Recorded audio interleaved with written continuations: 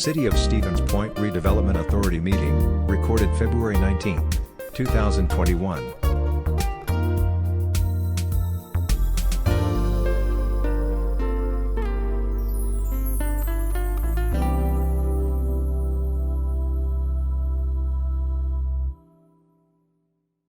Alrighty, I will call the February 19, 2021 Redevelopment Authority meeting to order. The director will take the roll. Slice. Here. Gardner. Here. Kneebone. Here. Cooper. Here. Kemeter. Here. Laddick is excused. Barrett. Okay. 511. Ready. Number 2, persons who wish to address the board on a specific agenda item other than a public hearing must register their request at this time. Those who wish to address the board during the public hearing are not required to identify themselves until the public hearing is declared open by the chairperson. Do we have anybody pre-registered, Director? We did not. Alrighty, moving right along. First item on the agenda, minutes and actions of the Redevelopment Authority meetings of October 6, 2020. Hard to make a motion to approve. We have a motion to approve. I will second it. And a second. Any discussion? All in favor, aye? Aye. Aye. Motion carries. Number 2, financial reports, claims, and statements from August, September, October, and November 2020. I remove we accept the financial reports, claims, and statements from August, September, October, and November 2020. We have a motion. Do we have a second? Ms. Cooper, I'll second. We have a second. Any discussion? All in favor, aye? Aye. Opposed? Motion carries. Number 3, acceptance of mortgage payoff in the amount of $407,500 at 1100 Main Street, Stevens Point. Director. Okay, so before you tonight is a request from the Children's Museum for the city to accept the payoff of their mortgage. They're in the process of selling the property to Point Housing LLC. Mike Beacom, who is actually on this call and could answer any questions that the committee may have. The Community Development Authority, subsequent, the Redevelopment Authority has owned the mortgage on this property since 2010. As you may recall, in 2019, we also issued a second mortgage for the roof replacement in the amount of about $60,000, and that was replaced this last spring. As part of the COVID-19 pandemic and the Children's Museum taking a step back to look into what makes sense for them into the future, taking away that building liability made the most sense. There's currently a payoff amount of about $423,000. Part of the reason that the $407,500 is not the full amount is because there are some substantial elevator repairs and maintenance issues that are pretty expensive. And so through some conversations with Mr. Beacom, the Children's Museum, the city is going to help cover some of that cost through the write-off of the mortgage. So with all of this, would recommend approval. Children's Museum is hopeful to close, I believe, next week or in 2 weeks. Commissioners, questions? On here. I will move to approve the acceptance of the mortgage payoff in the amount of $407,500 at 1100 Main Street. We have a motion. Do we have a second? Kneebone here, I'll second. We have a motion to second. Any discussion? Director will take the roll. Schleiss. Aye. Kneebone. Aye. Kemeter. Aye. Cooper. Aye. Gardner. Aye. 5-0. Motion carries. Number 4, discussion on multiple family rental conversion grant program. Director. This has been a topic of conversation on and off with the Redevelopment Authority for about 2 years now, bringing it back to the forefront mainly because of the closed session item that we'll be discussing later. But looking at how we convert multifamily rentals into the single family, and then what makes sense for providing a grant program. So this is discussion only. We're not asking for action today. But to review the overall program, look at the eligible expenses and properties, and then provide any additional guidance to city staff for what you think this program should or could look like. And then what we'll do is we'll go back to the drawing board, make any adjustments, and bring it back to the next meeting.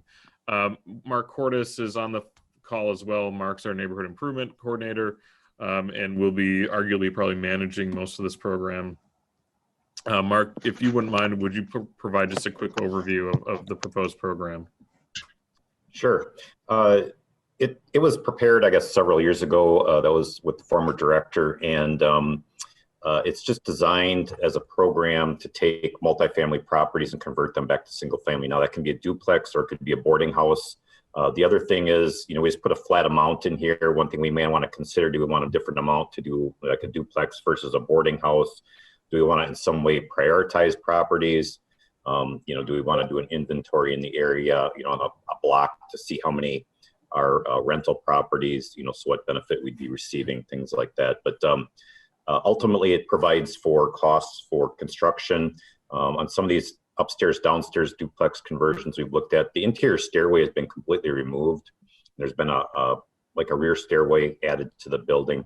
So there's some engineering involved. Those will all be eligible costs. The question I kind of have in this, we've said if the property was a legal pre-existing use or a grandfathered use, that use is discontinued for greater than 12 months. So they lost that grandfathered status as a rental property or multifamily property.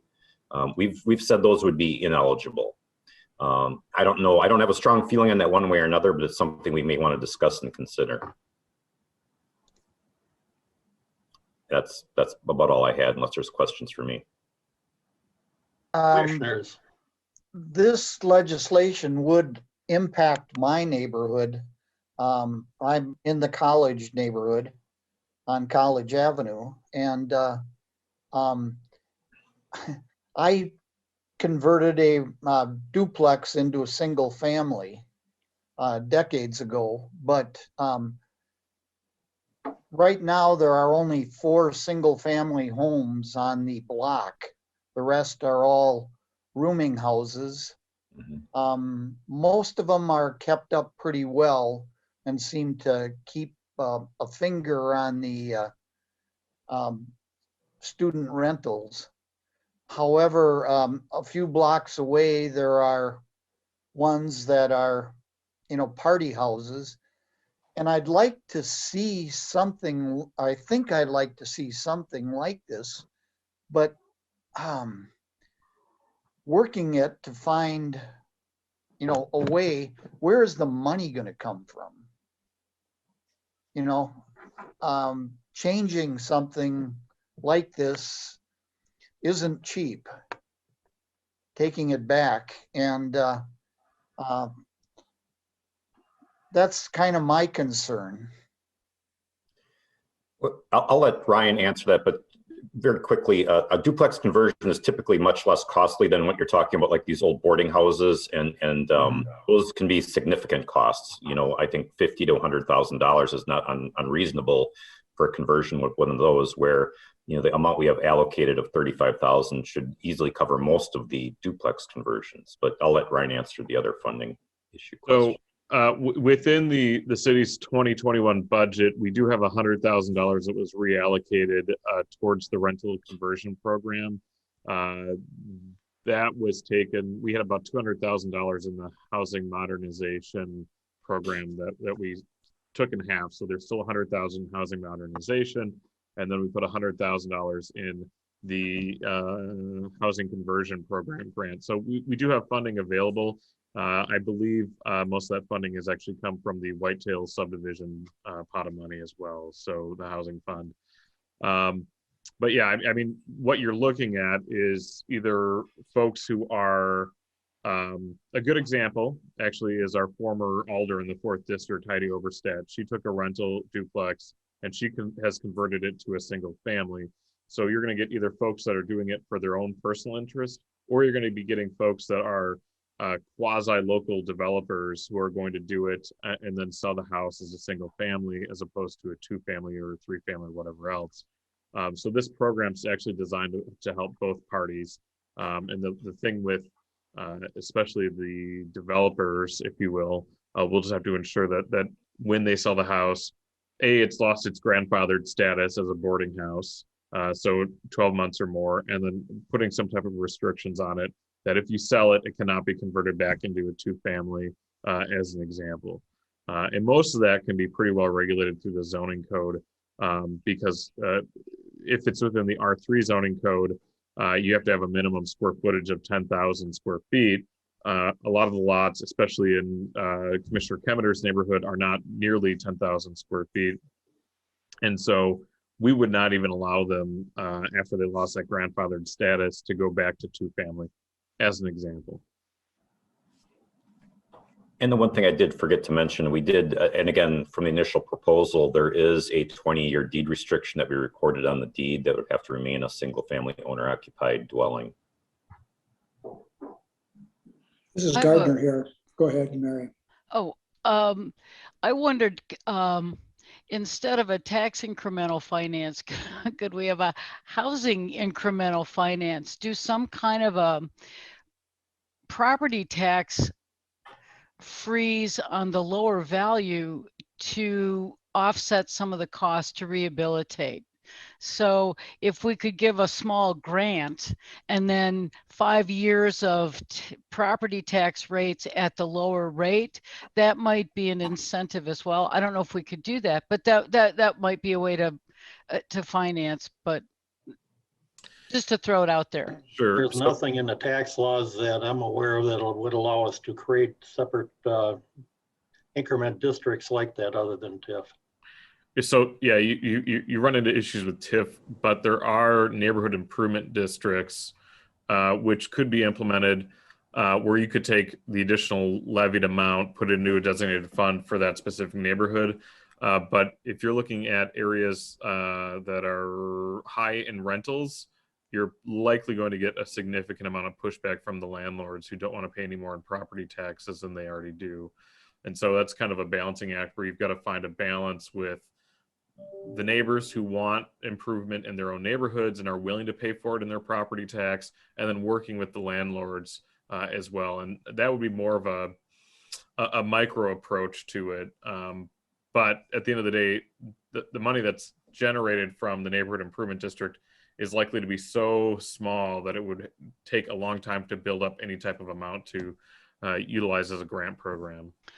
Well, I'm thinking more in terms of if you've got a duplex that's assessed at $100,000, let's say, and somebody converts it to a single family owner occupied, renovates it, and the assessed value jumps to 150, maybe we assess that property for 5 years at the $100,000 rate, which gives the individual owner occupied conversion an incentive to spend money out of pocket. That it would be another way of getting money that way. It kind of, anyway. So, and part of the challenge there, especially with our rentals, is the assessment is based on income.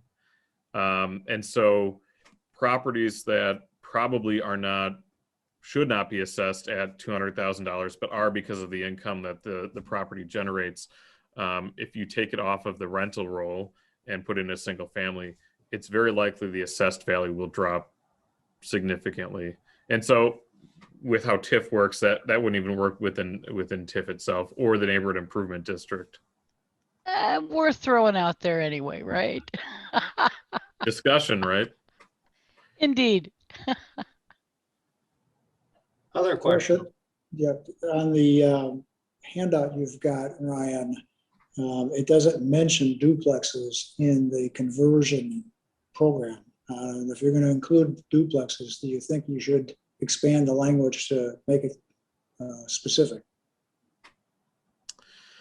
Yeah, I would say multifamily is inclusive of duplexes, but it might be worthwhile to include that because I think most people think multifamily is 3 or more units anyway. Right, and later on in the someplace in there, it actually has parentheses, student, formerly licensed boarding house, where it says terms up to $35,000 for a formerly licensed boarding house. That seems to be exclusive. That's a good point.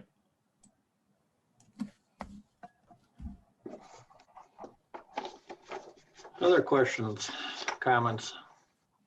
Well, just Gardner again, at our, 2 years ago when we discussed this, my recollection was that the redevelopment authority was not prioritizing this program because they really were more interested in a housing rehab program where the loans were repaid as opposed to grants like this program. Is it worth redoing that discussion again in terms of which programs we want to prioritize? I would think it's worth having the discussion.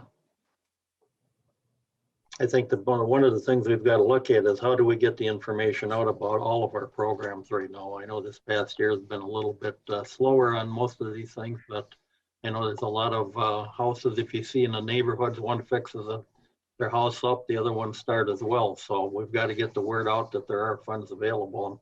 I'm not sure what the best way to do that is. So when we issue a property maintenance violation for things like chipping paint or roofing issues, we do include information on the housing modernization program. And we've had a few folks take advantage of that. So, you know, if you get a letter saying, you know, your house looks like it needs to be painted or anything like that, we do include that information. A lot of times I think it comes down to whether or not people are interested in going through the program application itself. But I generally agree that we need to do more in marketing these types of programs. And then when they do get utilized, celebrating that, you know, somehow, some way, so others know that those exist moving forward. So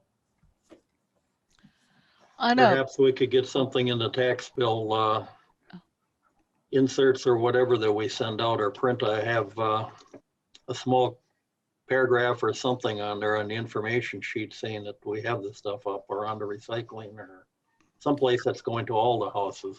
sure. And, you know, customer friendly type language. Thinking on a little bit broader, more long-term scale, any ideas how the result of the pandemic is going to drive employment, employers? Do you think people will?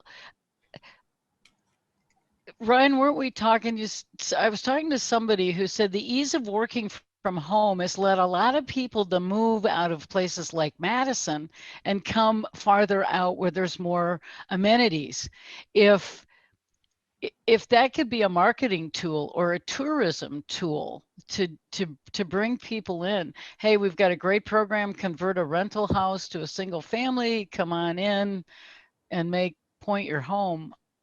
Do we think there will be a need for, I mean, it's a great idea. I think we definitely need something like this. Yeah, and in that specific case, we would likely work with the local realtors and provide this information to them and say, hey, if you have a client that's coming in from out of town that may have an interest in reinvesting in their existing, in a house they're looking to purchase, that we would provide this information to them. I think when you're trying to get this information to that specific group, working with the local realtors is probably the most critical. Other questions, comments? If not, we'll move into the next agenda item, discussion on the acquisition and development plan for the property at 1700 Strongs Avenue. Director. 1700 Strongs is the former church and dance studio at the corner of Strongs and Wisconsin, I believe, in the city. Brawley, yes, thank you. And it's unfortunately was involved in a major foreclosure action, which included a few other properties. As this body may recall, there was an interest in working with a developer to repurpose the structure. through legalese and I know our city attorney's on here, but through attorneys getting involved, unfortunately, this property kind of fell into the back burner. And so when the county ended up taking it through tax forfeiture, they came back to the city and said, you know, we want to list this for auction, which is what they do with all their properties now. Do you want it? And we said, well, we have an interest. And there's a special assessment, so we technically get first kick at the can, if you will. And so we're bringing it back because we do have, I would say, 3 parties that are interested in either repurposing the church for some use, either residential or quasi-commercial. We also have a group that would be interested in just the property. And so they would actually possibly be looking at demolishing the church and redeveloping it for higher density residential. But essentially, the city has about $6,500 in deferred special assessments on the property because of the seawall project that was done a number of years ago. There are total back taxes of about $24,000 on the property. And so if the city were to acquire it, we would have to pay the total amount of back taxes and then the seawall assessment. So you're right around that $30,000 mark for acquisition. So in order for us to move this property and this project forward, we provided a little bit of a timeline. Where in March, the Plan Commission reviewed the acquisition of the property. The council would approve the acquisition. The city, because of the how the law is written, actually has to be the one to purchase the property first, and then the city would quit claim it to the redevelopment authority. So the redevelopment authority would have ultimate control over the property. And then the hope would be in April, we would issue a request for proposal for redevelopment of the parcel. And then early summer, we would award the proposal to the party that's most capable and has the best idea for what to do with the property itself. There is no formal action required today. This is more of an information item, and is any other discussion that the group may be interested in having. But this is the route that Attorney Beveridge, the mayor, myself, and others feels is the most appropriate. And so just wanting to get just general ideas or discussion before we move forward, including it on the March Plan Commission for acquisition. The overall feeling seems to be that if the redevelopment authority does not want to go through the process of doing the request for proposal, that the city council would do it on their own. And so at some point it'll come into city ownership. Commissioners, comments? Gardner here. Question, Ryan, if the city took no action and the county were to sell it for value, would the city recover its $6,500 or is that lost? The city would recover their $6,500. So, well, let me back up. The county's policy now is they will put the property out to bid, to auction on literally a Wisconsin surplus auction website. And they do have minimum bid, which is typically what's ever owed in back taxes and special assessments, plus some administrative costs. If they don't get the minimum bid that they require in the first go around, they take it back, and then a few months later, they'll put it back on the website and have a lower threshold. And so, someone could come in and purchase it for whatever the minimum bid is, and then we would have no overall control of what happens to the property at that point, including a former property owner may have an interest in acquiring it again, free and clear of all encumbrances.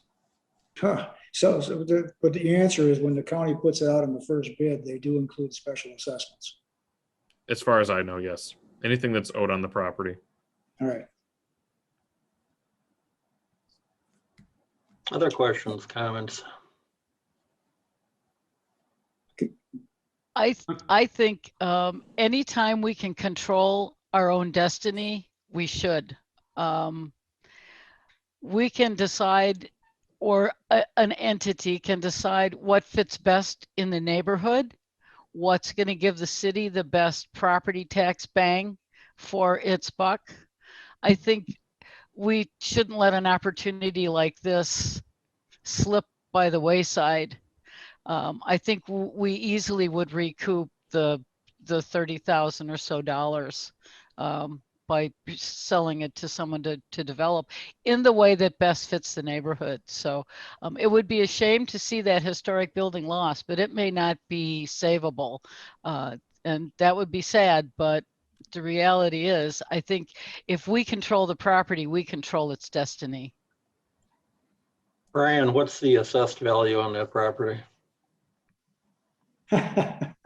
Probably nothing. Oh, it's good for nothing then, huh? It's pretty minimal. They did have an appraisal done. The county had an appraisal done on the property, and I don't remember exactly what the appraisal came back at, but it was pretty minimal. Mark and I were actually in the church yesterday. It's in surprisingly good shape for being vacant the last decade. The woodwork in there is still pretty incredible.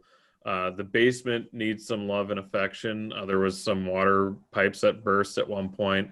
But the actual structure, the maple flooring is in good shape. The woodwork is in good shape. There's no significant cracks that I can see from the sanctuary area. So it's worth investing in, seeing if anything could happen. We might get someone that says, listen, it's going to cost too much to do anything with this facility, and it would make the most sense to tear it down. There were other issues at one point because the church was on its own parcel, and there was a small parking lot next to it that was on another parcel.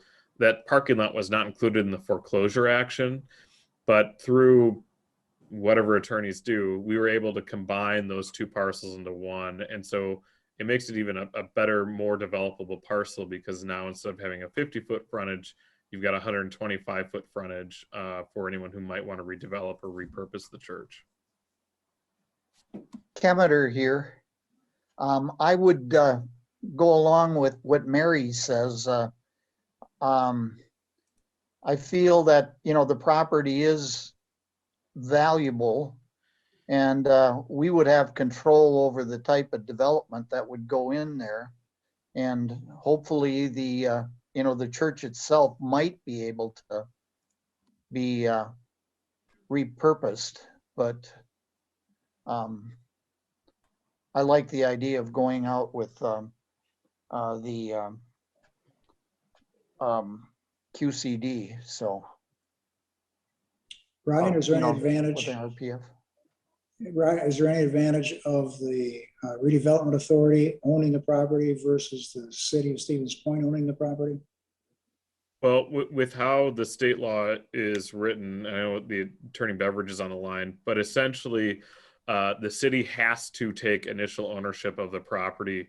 That just because the redevelopment authority exists does not mean that we have the authority to take it right away. So the city would take ownership and then quit claim it to the redevelopment authority for this group to do what we see fit. If the redevelopment authority could take the property instead of the city, I think we'd all prefer that. But with how the law is written, it seems as though we are unable to do that. So the parameters at work there are that because this was taken on tax deed, typically the law would require it to be sold at a sheriff's auction, like any other tax deeded property. The wrinkle here is that because there's the outstanding special assessment that Ryan mentioned, specifically for the seawall, which was applied to that whole neighborhood, obviously, when there is an outstanding special assessment on a property that has gone to tax deed, the city has an ability to purchase the property from or acquire it from the county and bypass the tax sale process. So that's the little toehold there. And, certainly with regards to what Ryan said about, we really didn't want to see this go to tax sale, because then you just get bargain hunters swooping in and possibly not doing very good things at all with the properties. Not to say that's always the case, but we have seen that be a problem in the past. See, my question was worded poorly. My question is there advantage on the sale end of the project? Is the city of Stevens Point have different opportunities than the RDA does, or is the RDA a better one to redevelop and sell it? Well, I don't believe that there's any additional advantages other than this group has more flexibility and less politicalness of it. I think you're going to look at the proposal and whatever comes in and say what makes the most sense for the community. And as the redevelopment authority, that's kind of the role that you're charged with taking on anyway. Okay, so we can just kind of do it on a case-by-case basis as opportunities present themselves. We don't have to have a neighborhood redevelopment plan or any such thing as that. No, I mean, if someone was pursuing grants or if the city was pursuing some WEDC grants, it's important to have those types of plans in place. We've utilized the city's comp plan and our downtown plan as part of the justification for some of our grants in the past. Okay.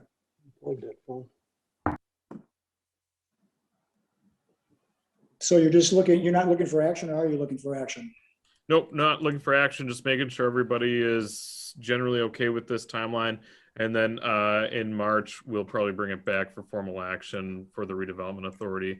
But at least this allows Logan and I to go to the city council and say, yes, the redevelopment authority seems to be supportive of doing this. And so that we can successfully take the property and go from there. So you think that an acquisition in March is doable timeline? The county wanted this in the city's hands about a year ago. So the sooner that we can take it, I think the better off we're going to be. So title policies and clearance and all that stuff is kind of in the works. It can happen that quickly. All right. Yes. Is there any potential for pollution or anything over there? I don't remember anything over the years, but it might incur more cost. My guess is that asbestos? my guess, John, is that the use of that area prior to it being a church was a couple million years as forest and prairie. I could be Probably. wrong. Have not done a phase one on it or anything, but it is Okay. that old. I agree with the director that our job is to redevelop, and I think we can do it in a non-political manner, and it'd be best for the redevelopment authority to handle it. Other comments, questions? If not, we'll enter into a closed session pursuant to Wisconsin statutes 1985, paren 1, paren E, for deliberating or negotiating the purchasing of public properties, investing of public funds, or conducting other specified public business whenever competitive or bargaining reasons require a closed session related to the following. 1, negotiating the development agreement for 1656 Main Street. We need a motion to go into a closed session. This is Cooper, so moved. We have a motion. We have a second. Gene, were you seconding? You're on mute, Gene.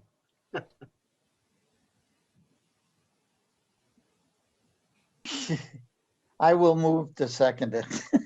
All righty, we have a Sorry. motion and a second. Director will take the roll. Slice, Aye. Gardner, Aye. Kneebone, Aye. Cooper, Aye. Kemeter, Aye. and Barrett is back with us. So Barrett, Hi, I'm here. Hi. 6-0. We are in closed session. Just give me 1 minute to kick some people out into the waiting room.